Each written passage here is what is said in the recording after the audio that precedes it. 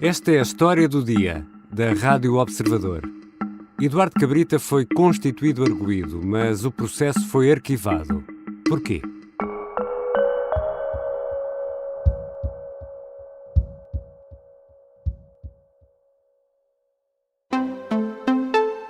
Um automóvel que transportava o ministro da Administração Interna sofreu um acidente e há a lamentar uma vítima mortal.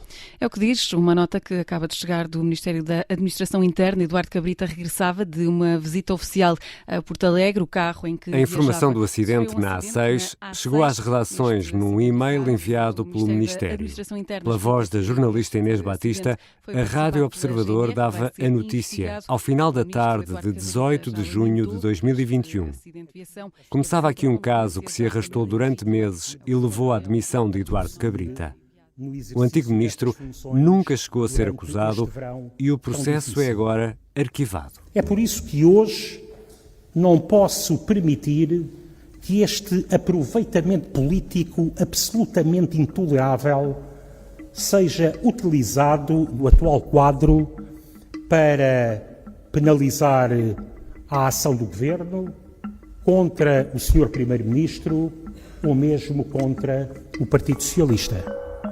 E por isso entendi solicitar hoje a exoneração das minhas funções de Ministro da Administração Interna ao Sr. Primeiro-Ministro.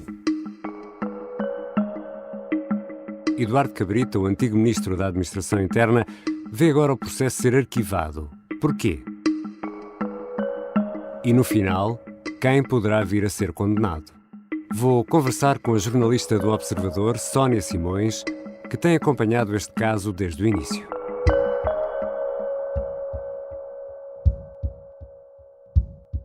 Bem-vinda, Sónia. Olá, Ricardo. O que é que sabemos sobre o que aconteceu no dia 18 de junho de 2021, na A6?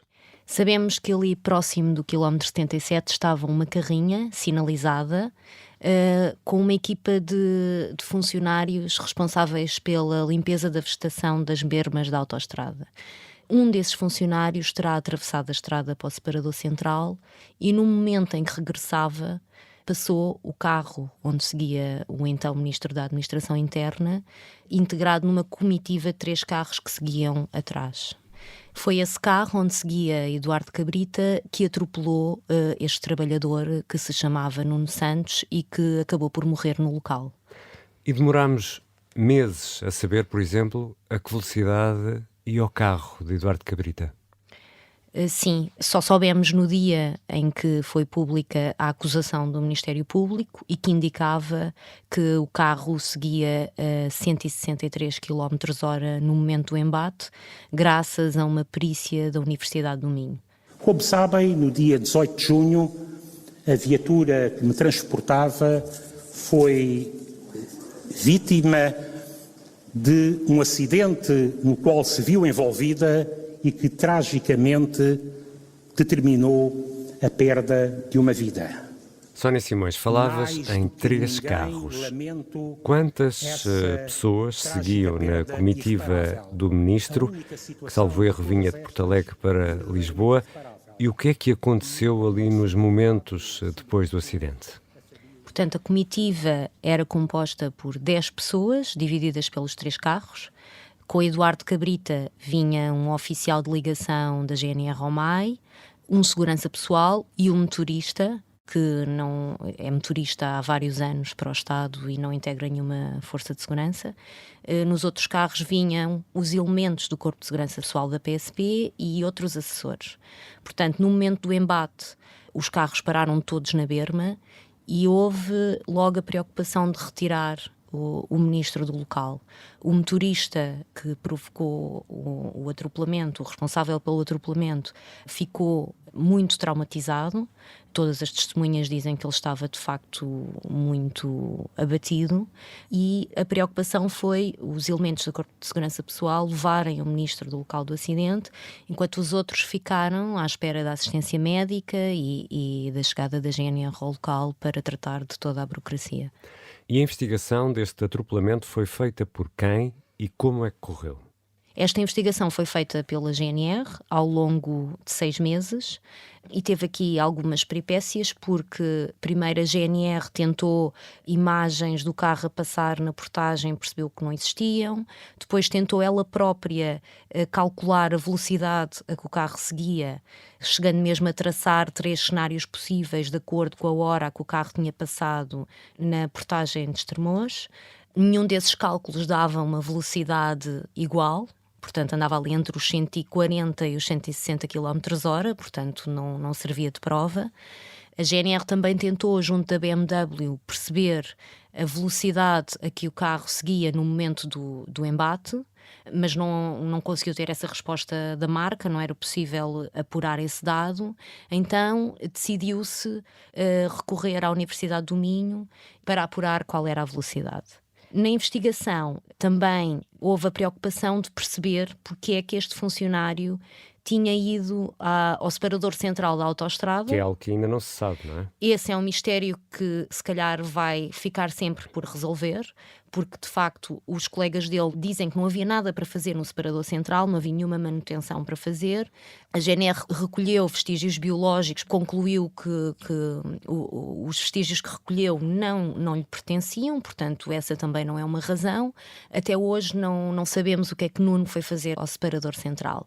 Ao fim de 4 meses de investigação, este inquérito mudou de procurador e a procuradora que chega ao processo percebe também que, apesar de todas estas diligências, havia uma pessoa que faltava ouvir, que era o próprio Ministro da Administração Interna. Então ordenou que ele fosse ouvido como testemunha e depois acusou em dezembro apenas o motorista do BMW. E essa audição só acontece alguns meses depois? Sim, portanto, depois do acidente até a acusação foram 6 meses, ele foi ouvido 4 meses depois do acidente. Deixa-me só voltar aqui um pouco atrás. O caso foi entregue à GNR, que está sob a tutela do Ministério da Administração Interna. Isto não levantou aqui nenhum problema? Sim, levantou algumas questões, sobretudo pela família da própria vítima, até porque o carro foi mantido para perícias num estaleiro da GNR. No entanto, já para não falar que a GNR está na tutela do MAI, no entanto, o facto é que a GNR é quem investiga os acidentes, tem uma equipa própria e é a melhor polícia para investigar este tipo de crime. E tem jurisdição naquela área, não é? Além de ter jurisdição naquela área, seria a força indicada para isso. Num primeiro momento, afinal de contas, quem é que foi acusado? No primeiro momento, portanto, a acusação é conhecida em dezembro e é acusado apenas Marco Pontes, que é um motorista de Eduardo Cabrita, já tinha sido, aliás, seu motorista em 2015. Eduardo Cabrita sempre negou a responsabilidade neste acidente. A esta altura, ele ainda não tinha sido questionado sobre uma responsabilidade. Ele foi inquirido enquanto testemunha para dizer como viu o acidente acontecer. Eu sou passageiro, é o Estado de Direito a funcionar. Mas depois, Eduardo Cabrita passa então de testemunha a arguido. Porquê? Exatamente, porque neste processo há uma associação dos cidadãos automobilizados que se constitui assistente e, perante a acusação, decide pedir uma intervenção hierárquica. O que é isto? Decide pedir ao diretor do DIAP de Évora para mandar reabrir um inquérito porque a responsabilidade criminal de Eduardo Cabrita não tinha sido sequer escrutinada. Diz essa associação. Exato. E o DIAP? O DIAP aceita e manda imediatamente reabrir o inquérito, dando 45 dias à procuradora para constituir arguidos Eduardo Cabrita e o seu chefe de segurança. Porquê? Este chefe de segurança tinha sido chamado à colação, à responsabilidade, pelo advogado da vítima, mas num outro instrumento jurídico que foi o requerimento de abertura de instrução. Temos aqui muitos pontos, não é fácil seguir esta linha, mas tentando aqui resumir, há um primeiro acusado, que é o motorista, depois dessa ação da Associação de Cidadãos Automobilizados, Eduardo Cabrita e o chefe da segurança são também constituídos arguidos. É uma informação apurada pelo Observador. O Ministério Público vai pedir o levantamento da imunidade do antigo Ministro da Administração Interna, Eduardo Cabrita. Tem a palavra a Assembleia da República. Este é um passo prévio e necessário para que Eduardo Cabrita possa ser constituído arguido no âmbito do caso do atropelamento de um trabalhador na A6. Nunca chega a haver uma acusação contra o antigo Ministro. Agora o Ministério Público decide arquivar. Por que é que há aqui uma mudança de opinião? Se é que lhe podemos chamar mudança de opinião por parte do Ministério Público? Pois, na verdade, não há uma mudança de opinião. Aliás, a Procuradora, neste despacho final, que foi conhecido esta quarta-feira, diz isso mesmo. O que ela fez foi avaliar se o Ministro tinha alguma responsabilidade, assim como o seu chefe de segurança, naquele acidente.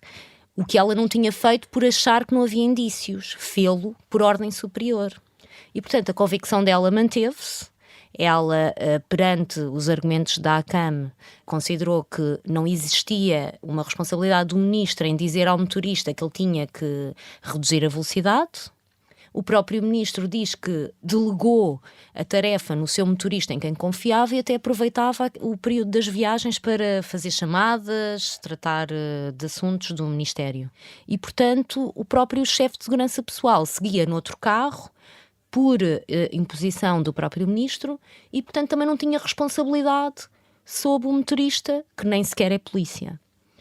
E esta decisão está fechada? Não é passível de recurso? Não é passível de recurso, mas é passível de um requerimento de abertura de instrução, que irá ser apresentado não só pelo advogado da vítima, como pelo advogado que representa a própria associação. Ambos querem que Eduardo Cabrita seja responsabilizado pelo crime de homicídio por negligência que esta procuradora considerou não existir. Portanto, os requerimentos de abertura de instrução vão servir para o processo ser avaliado precisamente por um juiz que vai decidir se ele deverá ou não responder por este crime.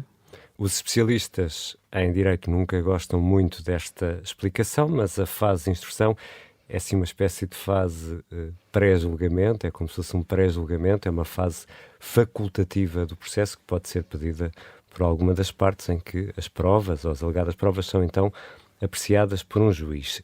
Tu falavas no chefe de segurança, que também vê o caso arquivado.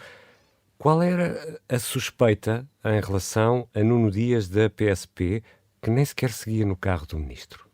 Pois, segundo os argumentos da associação, é que foi ele a planear o esquema de segurança e a forma em como seguiam os carros e onde seguia Eduardo Cabrita. E, portanto, ele tinha responsabilidade, sobretudo, na velocidade a que o motorista seguia, porque também não lhe disse para seguir a uma menor velocidade. A verdade é que o próprio Corpo de Segurança Pessoal foi afastado do carro do Ministro por sua iniciativa. Já em 2020, a polícia tinha alertado o Ministro que ele não podia viajar num carro no banco da frente, sem alguém do Corpo de Segurança Pessoal a acompanhá-lo, porque senão era difícil controlar a sua segurança, e o Ministro alegou que, por causa da pandemia, tinha reduzido o número de pessoas no carro. Portanto, nem sequer é normal que o chefe de segurança não estivesse com Eduardo Cabrita no carro. Não é normal, e em sua defesa, tanto o chefe do Corpo de Segurança Pessoal como a sua chefia, que testemunhou no processo, dizem que, de facto, a velocidade a que conduziam era excessiva, as recomendações é que se cumpra o Código da Estrada, mas, por outro lado, eles não tinham qualquer poder sobre o motorista, que nem sequer é um elemento da PSP, e, portanto, nada podiam fazer naquela situação. E aqui, Sónia, quase que regressamos ao início. Afinal de contas, quem é que vai a julgamento neste caso, para já? Para já também não sabemos se o próprio Marco Pontes vai a julgamento, porque havendo uma abertura de instrução, a tal fase prévia em que um juiz vai avaliar se perante estes indícios estas pessoas podem ou não ser condenadas, para já não sabemos quem vai a julgamento. O mais certo é que pelo menos o motorista vá, os restantes para já ainda não são arguidos no processo. E por que crime? Por homicídio por negligência. E a família da vítima, Nuno Santos, como é que fica no meio de tudo isto? Portanto, Nuno Santos deixa a mulher e 2 filhas, já adolescentes, que foram, entretanto, indemnizadas pela seguradora no âmbito do acidente de trabalho, mas que esperam agora que a justiça que seja feita pela morte de Nuno passe também por uma indemnização civil, que eles querem que seja o próprio Estado a pagá-la. Este processo de indemnização deverá correr paralelamente ao processo de crime. Obrigado, Sónia. Obrigada, Ricardo.